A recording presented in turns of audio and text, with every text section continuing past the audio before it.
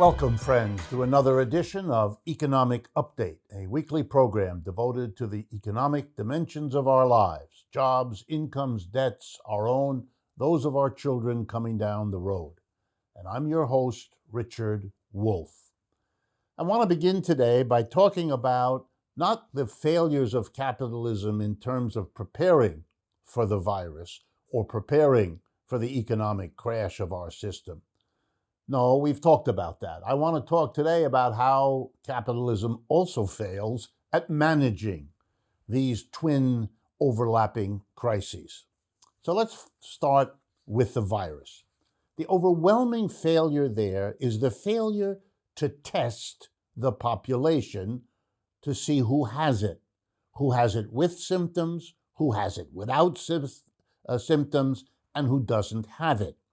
We haven't tested the overwhelming majority of American people. So we don't know as a society who has it and who doesn't, who therefore needs treatment, who doesn't.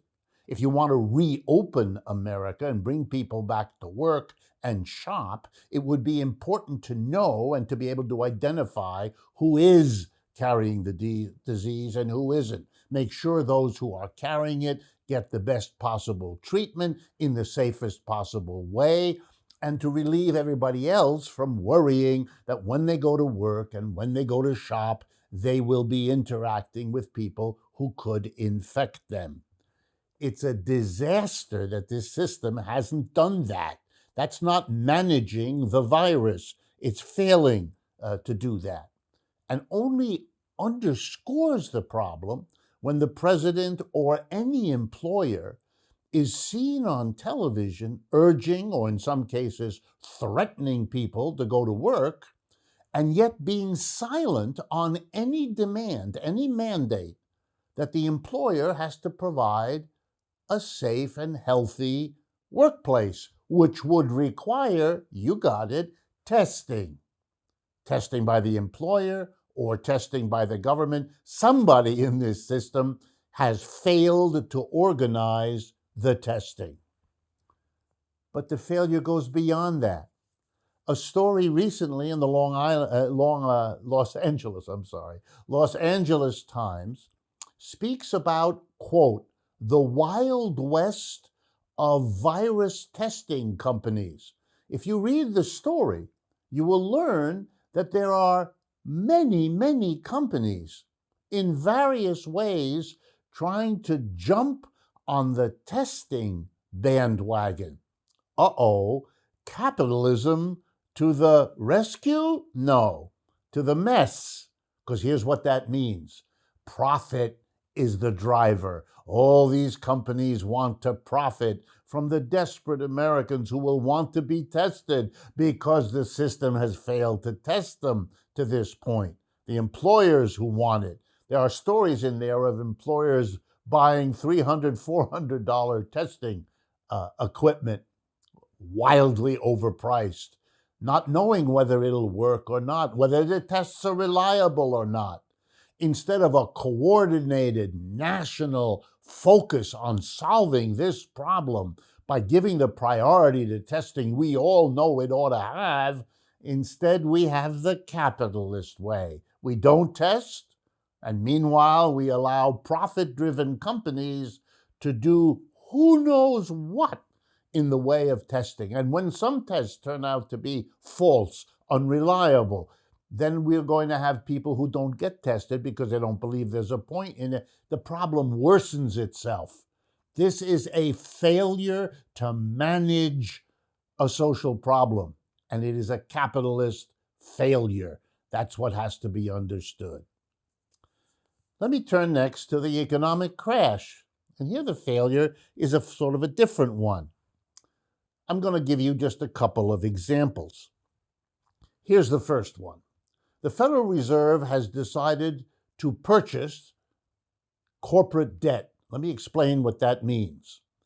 If you are a company and you borrow money in the market, you give the lender who gives you money a certificate. It's called a corporate bond. It's your promise as a corporation to repay that loan at a certain point with interest over the time between now and then. So here's what happens. The corporations go into the market and borrow the money. They have no trouble finding the lender. You know why? Because the lender gives the corporation the money, gets from them the bond, and here we go now, immediately, I mean within seconds, sells that bond to the Federal Reserve for money. They started with money. They went through this little rigmarole. They gave it to the corporation. They got the bond. They sold the bond to the Federal Reserve, and now they have more money than they started with 25 seconds ago. They've made a nice little piece of change. They do it over and over again. Every company in the country can borrow virtually limitless amount of money. You may be suffering as an unemployed, one of the 40 million. Your company may be small and going out of business, but if you're big enough to issue bonds, there's no limit. This is called making a situation worse by helping those who need it least at the top of the heap at everybody else's expense. Inequality will get worse in the United States as a result of this. Corporations will load up on even more debt than they have now. This is a situation getting worse, not better. Here's your second statistic.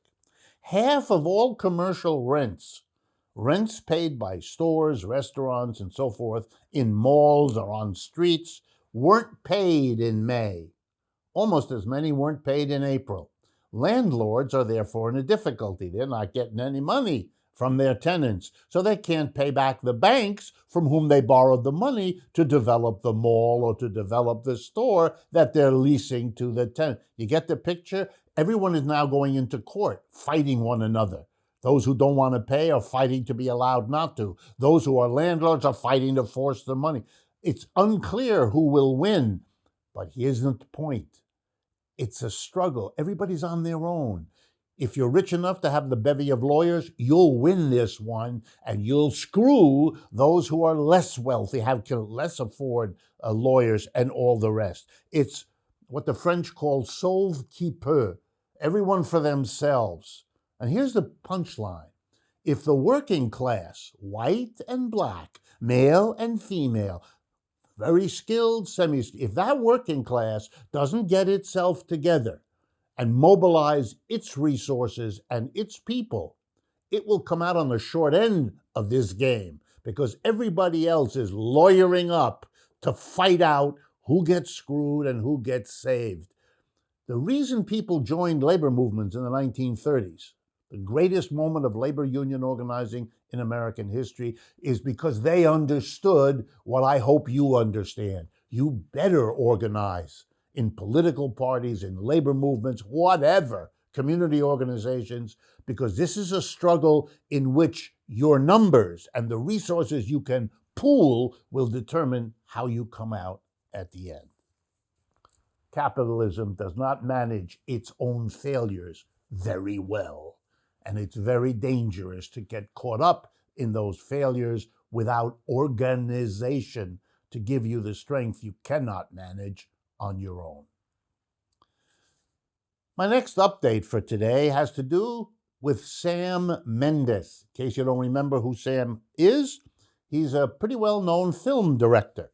He won an Oscar for his film American Beauty, and he did something this last week that brought him to my attention.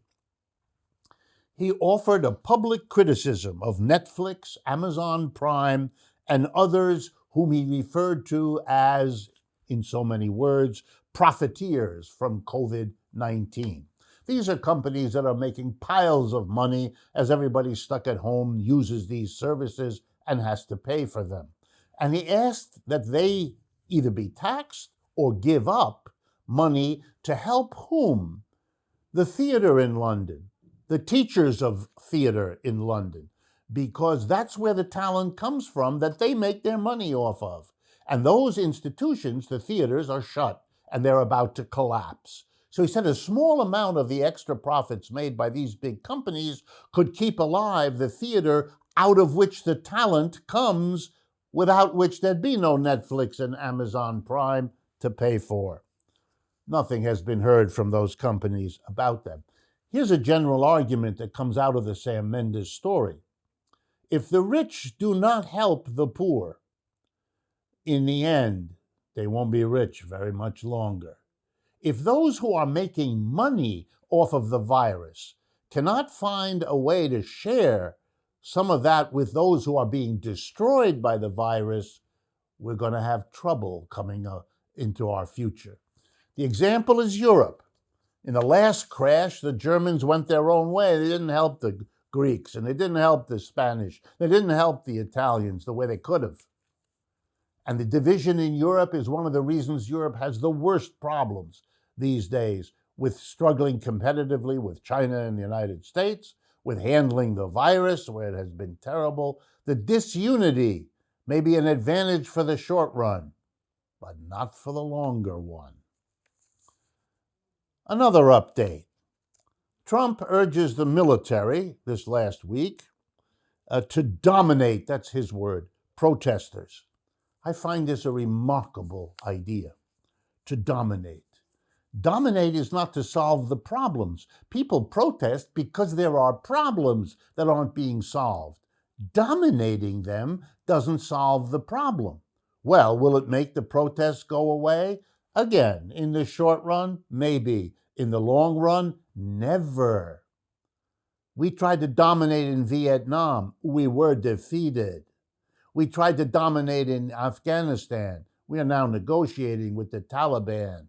We tried to dominate in Iraq. They're trying to throw us out of the country. You get the picture? Every time you kill or hurt a local person, yeah, you dominated them, all right, but 30 of their relatives now hate your guts. You made 30 more for every one you took out. This is an old law. It worked to the American advantage in the war against Britain to become independent. But we seem to have forgotten the lesson. And we got a president who has no idea about any of this. And so he's out there to dominate. He's got people working on domination. It doesn't solve the problems that cause the protests in the first place. And now my last update for today, mass unemployment that we have in this country now. Tens of millions, let's make no mistake, ups and downs of statistics change nothing. Tens of millions of unemployed. That's called class war. And here's why. The employers throw you out of work. Then the employers, which they've done now with about 40 million Americans, roughly 1/4 of Americans have had to file and get involved with unemployment. Now that they know desperate people are becoming very much more desperate with each day, you're running out of any savings that you've accumulated. You're worried that your unemployment compensation will be cut or eliminated in July when this phase of it comes due. You're wondering whether there'll be any job for you when you're done wanting to go back, whether the company, the employer will still be there. And the employers know you're desperate. So the employers are now going to the 120 million of us still working and saying, you're going to have to take a wage cut. You're going to have to lose some benefits. You're going to have to come in early. Your lunch hour is shorter, and they can get away with it. You know why? Because if you don't accept it, there's lots of unemployed people out there who will.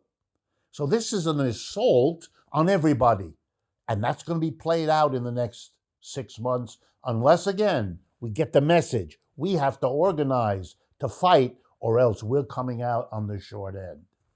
We've come to the end of the first part of today's show. Please remember to subscribe to our YouTube channel, follow us on Facebook, Twitter, and Instagram. And be sure to visit democracyatwork.info, where you can learn more about our activities, our union store, the books we publish, and so on. And finally, a special thanks to our Patreon community for their continuing support. Stay with us. We'll be right back for a very important interview.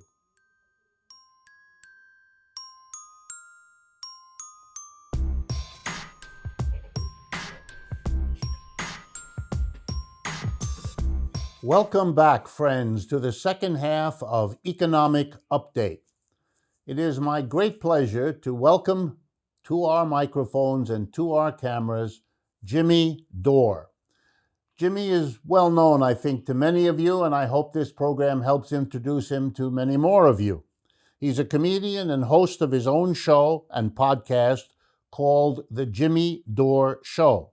He is the star of several Comedy Central specials, as well as the author of his best-selling book, Your Country is Just Not That Into You. He has also made several guest appearances on the Joe Rogan Experience podcast, RT America, Rolling Stones, Useful Idiots, and The Hill.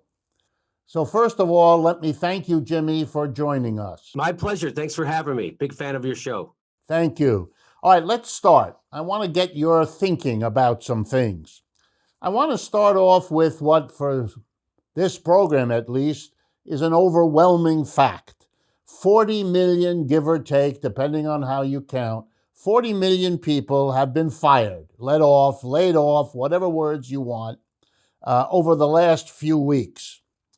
And that means, with those people hurting, and many, many of them being at the lower end of the income distribution, that the inequality we knew was a problem before is actually getting worse and promises to continue. What do you make of a country like ours, about which what I just said is the truth? So what I think about that is that we're a country in quick decline, right? So it started, as far as I can tell, somewhere around 1980, when they started decimating unions. Reagan famously fired Patco, which set the tone for what we're living in now, right? The biggest income inequality since the Gilded Age, even before that. And no one seems to care. Barack Obama was president for 8 years. He didn't do a damn thing about it.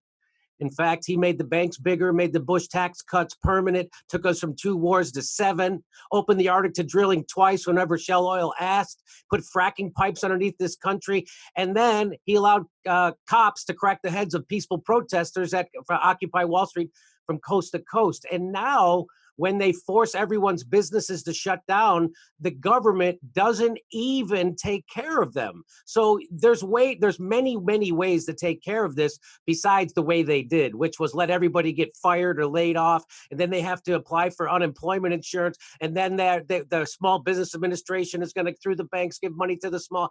It was a cluster screw up. And what they did in Germany is what we should have did here.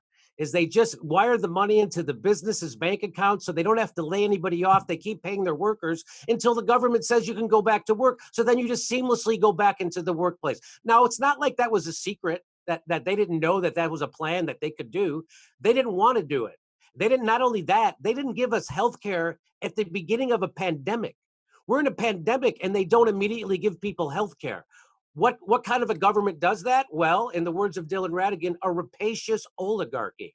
So now what we used to do to countries overseas, use our military to overthrow their government, install a puppet dictator, so then we can steal their natural resources for our Western governments.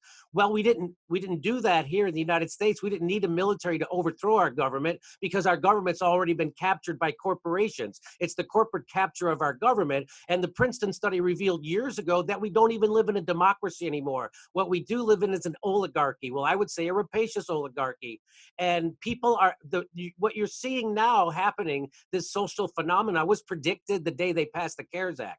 So when they make everybody shut down their, and now they can't have no income, no economic activity, and the government doesn't come in and take care of them. But instead, what the government did with the blessing of Bernie Sanders was they committed the largest upward transfer of wealth in the history of humankind.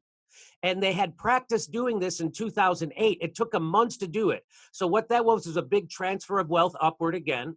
And they did it this time, but they did it within days. A week it happened with the CARES Act. And what was the CARES Act? The CARES Act was they took $5 trillion. They gave it to the richest 1,000 people in the country while everyone else had no money.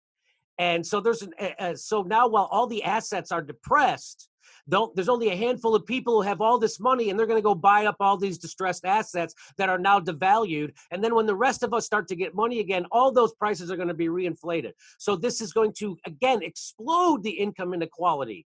And so what's happening right now is we are living in the effects of a rapacious oligarchy that literally is legislating against its own citizens. You know, people, the government right now, the propaganda is to get us angry at China.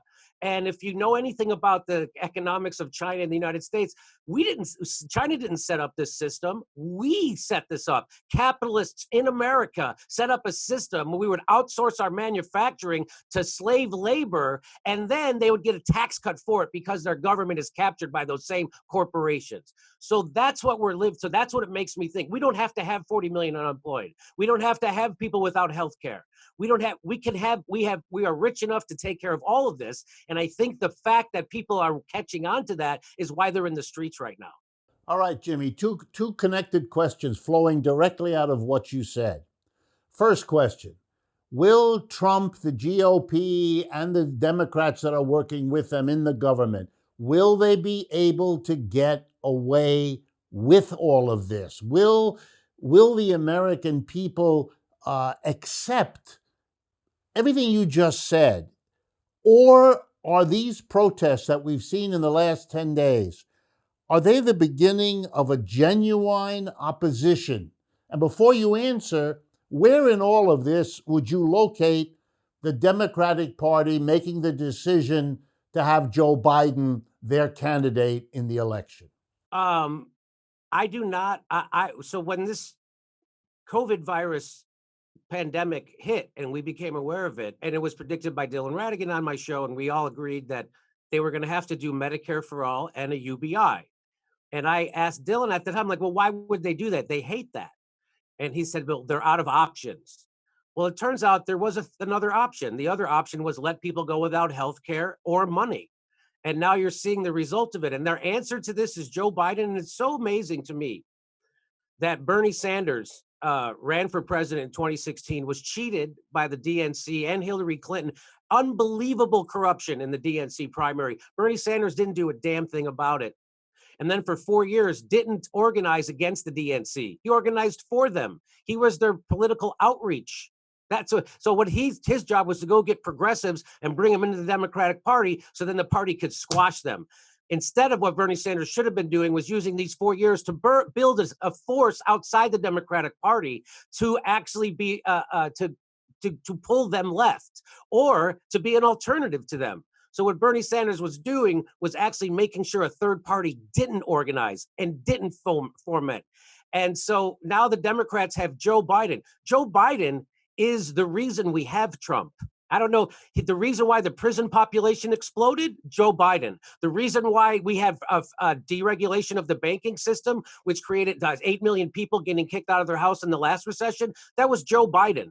If you want to know why people don't have health care, it's because Joe Biden and Barack Obama did a health care plan that was invented in the Heritage Foundation and is a giveaway to Big Pharma and a giveaway to the health insurance company. So why do people all of a sudden, the Democrats think the antidote to Trump, the thing that caused him? And that's what people can't get through their head. And Bernie Sanders is such a coward politically that he would not give the autopsy to the Joe Biden, Barack Obama administration, which is what this country needs. People don't know how we got to Donald Trump. We got it because Barack Obama legislated exactly the same way John McCain and Mitt Romney or George Bush would have legislated, almost exactly. And that's why we're in the position we're in today. And right now, Barack Obama lives on a 49-acre estate on Martha's Vineyard. And where the hell is he? What's he doing? So do I think that our government is going to actually be able to pull us through this? No. Do I think that the effects of these protests are going to have lasting reformative effects? I don't know. I really don't think so. I think that the corporate state is just figuring out new ways to squash it. Just look how the cops co-opted the kneeling, and then they would kneel and then get up and tear gas everybody and start clubbing the hell out of them. So you got to be our government is now it's like we're in an abusive relationship with our own government. And there's no help. Nancy Pelosi, the squad, they're a failure. The squad is a complete 100% failure along with Bernie Sanders. Not only did they not stand up and try to help people through the CARES Act when this was being passed, they did nothing. What they did was they voted for it. They actually committed an evil. Now they gave cover to the rapacious oligarchy who's screwing you, who is actually, so now Bernie Sanders and the squad and every progressive in Congress signed off on the largest upward transfer of wealth in the history of the human race. You tell me what they're worth. They're worth less. They are. So that's why people are in the streets. They see what's happening. So I really don't think this government is able to reform itself. We'll see. Bernie Sanders right now, this moment was created for him, Richard. This moment was created. He has the solutions to our problems right now. Medicare for all, get rid of student debt. We all have to have a UBI, a Green New Deal. He has all the answers, yet he won't push for them right now because he is a subservient to the Democratic Party. He is bending the knee. He can't do it fast enough. He's sitting there trying to tell me that Joe Biden, who is a demented walking death rattle, who is the cause of all of our problems right now, is somehow the solution. It is an unbelievable, dishonest act by not only Bernie, but the entire Democratic Party and the media. They won't tell you he's demented, and it's obvious to anybody that he is suffering from early onset dementia. And that is not your answer. And you think Trump's not going to bring that up? So the problem is we have one party rule. And that's what people don't realize. As Nancy Pelosi was ripping up Donald Trump's speech at the State of the Union, she was passing his legislative agenda in full, including giving him an extra $131 billion to go drop bombs on people that they say he's doing at the behest of Vladimir Putin, but also money for his border wall. Do you understand the capitulation of the Democratic Party? It's actually not a capitulation, Richard. They're actually on the same team. Donald Trump and Nancy Pelosi work for the same guy. This is professional wrestling. They have to come out and pretend to not like each other. They have to come out and pretend to put on a fight when they're all working together behind the scenes. And you know that as well as I do. Tell me, Jimmy, where do you think this is going to go? We don't have much time left, but given your analysis, and I understand what you say, and you're right, we share a great deal. In less than in a minute, where do you think this is going? What's the end game here? What are we about to see in the rest of 2020 and in 2021? You know, Richard, I'm not really smart enough to know what's going to happen. This isn't like the 60s where it was for just civil rights. This is for, I think, a lot more. There's why, you know, I look at the protests and it's not just black people. It's all different kinds of black people. I mean, all different kinds of Americans, white, black, brown, all different kinds. So I'm not really smart enough to predict. I can hope that, you know, we will have some actual democracy happen in America. I'm not hopeful for that. Honest, it just the oligarchs have all the power. The income inequality has exploded. I don't want to be a pessimist, but my cynicism cannot keep up with the Democratic Party. Jimmy, you do know, right, that your voice is very, very important and very widely listened to. You are an important player.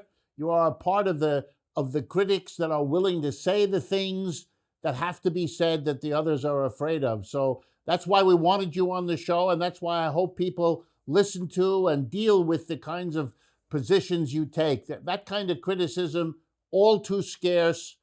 And on behalf of everybody who appreciates what you do, thank you for coming on the program, and thank you very much for all that you do.